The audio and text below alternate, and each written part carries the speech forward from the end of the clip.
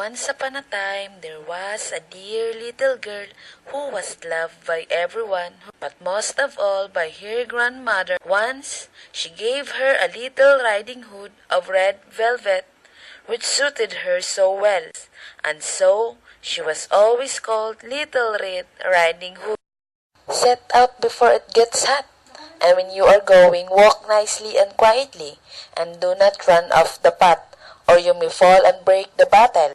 I'll take great care. The grandmother lived out in the wood, half a league from the village. Halfway to her grandmother, a wolf met her. Good day, Little Riding Hood. Thank you, kind wolf. Whither away so early, Little Red Riding Hood? To my grandmother. What have you got in your basket? Bread and water.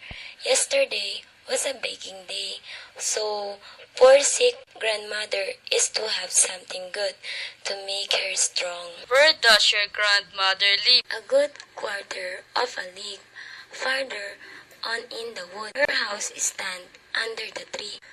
You surely must know it. What a tender young creature! What a nice plump mouthful! She will be better to eat than the old woman. I must act craftily, so as to catch both. So he walked for a short time by the side of Little Red Riding Hood, and he said, See, Little Red Riding Hood, how pretty the flower about here. Why do you not look around?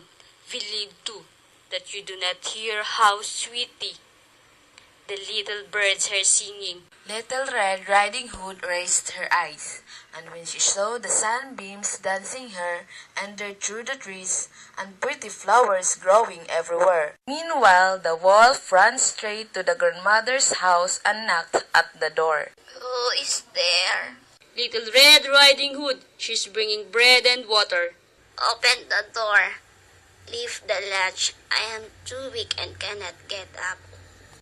The wolf lifted the latch, the door sprang open, and without saying a word, he went straight to the grandmother's bed and devoured her. Then he put her clothes, dressed himself her cap, laid himself in bed, and drew the curtains.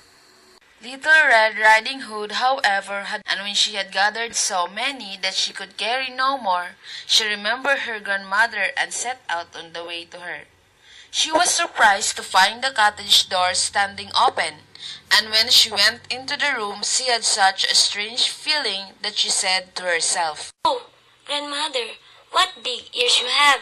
All the better to see you with, my dear. Oh, but grandmother, what a terrible big mouth you have.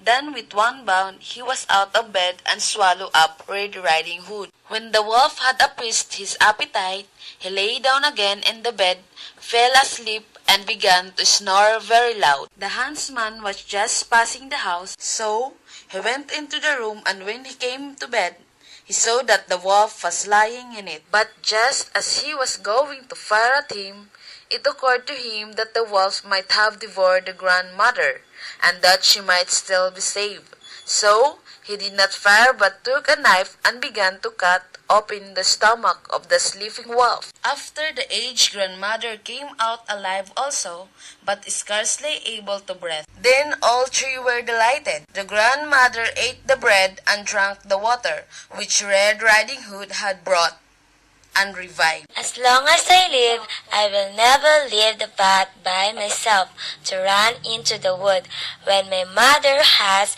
forbidden me to do so. Yan.